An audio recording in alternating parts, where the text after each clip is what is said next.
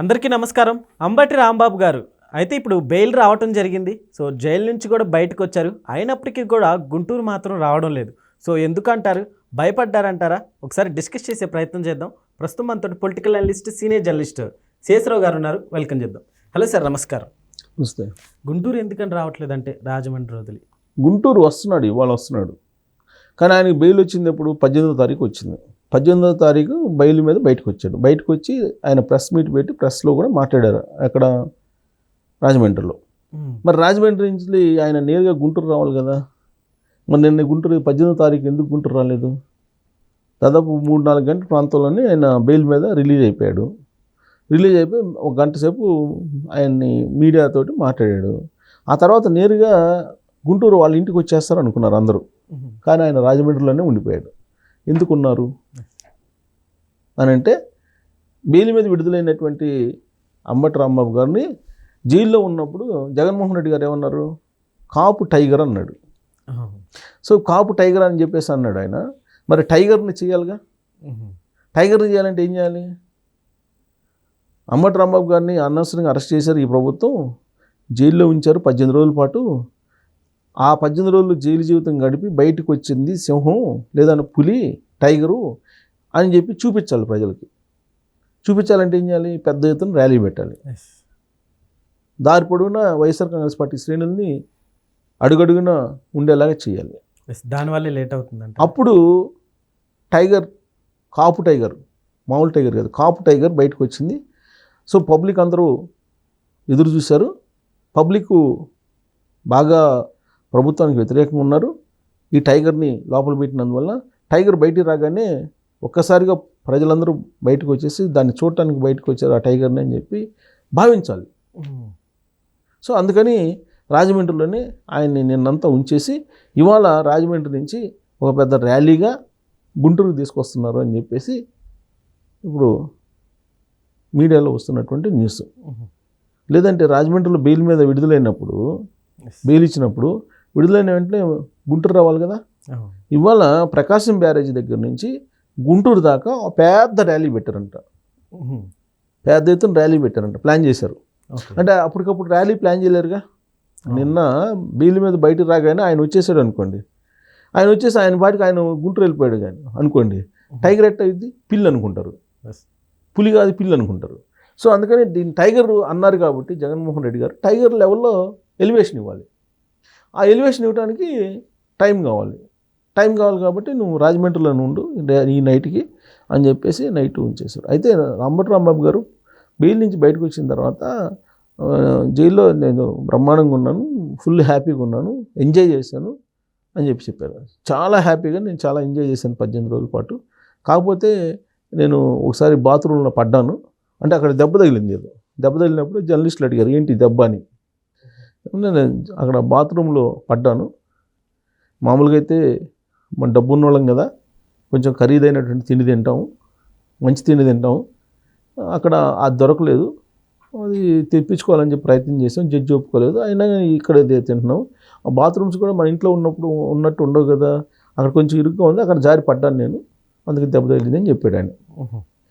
చెప్పి అయినా నేనేమీ భయపడలేదు, జైల్లో ఎన్ని రోజులు ఉంచుకున్నా కానీ భయపడే పరిస్థితి ఉండదు అని చెప్పి చెప్పుకొచ్చి ఈ ప్రభుత్వాన్ని మళ్ళీ మేము ఎదిరిస్తాం, వెంటాడుతాం ఆయన స్టైల్లో ఆయన మాట్లాడారు. ఎస్ సార్, ఇలాంటి రోడ్ షోలు ఎన్ని చేసినా ప్రజల్లో అంటే ఆ సింపతి అనేది గెయిన్ చేసుకోగలుగుతారంట, ప్రయత్నం చేస్తారు కదా. రాజకీయ పార్టీలు ఏదైనా సరే మళ్ళీ ఎలక్షన్ వచ్చేదాకా పోరాడుతూనే ఉంటారు. మళ్ళీ ఎలక్షన్ వస్తుంది, మళ్ళీ ఎలక్షన్ రాగానే రిజల్ట్ వస్తుంది. రిజల్ట్ వచ్చిన తర్వాత ఓడిపోయారు అనుకోండి, ఎందుకు ఓడిపోయామని చెప్పి ఆలోచించరు.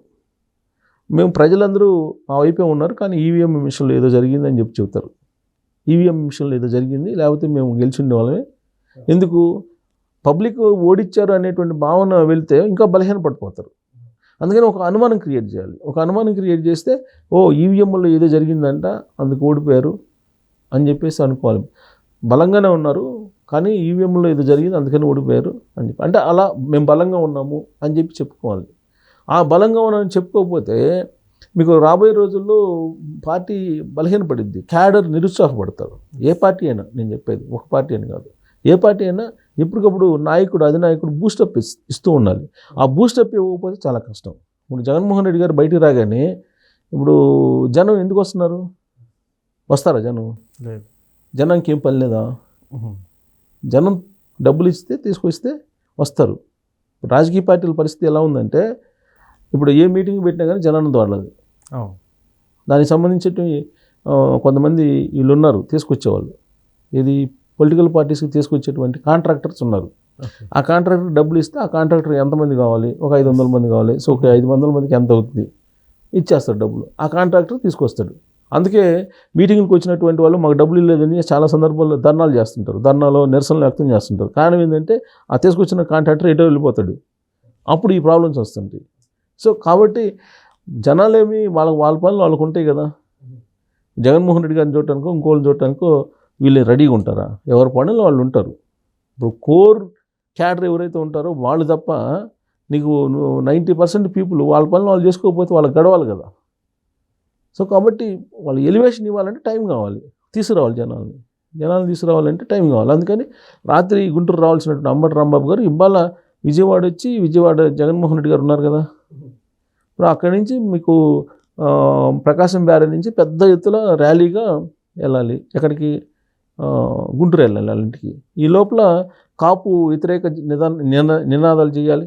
కాపుల్ని జైల్లో పెట్టి హింసిస్తుంది ఈ ప్రభుత్వం అని చెప్పాలి. జనసేన పార్టీ నుంచి కాపులను బయటికి తీసుకురావాలి. ఇదంతా వ్యూహం. ఏ రాజకీయ పార్టీ అయినా వాళ్ళ పందాల్లో వ్యూహాలు రచిస్తూ ఉంటాయి.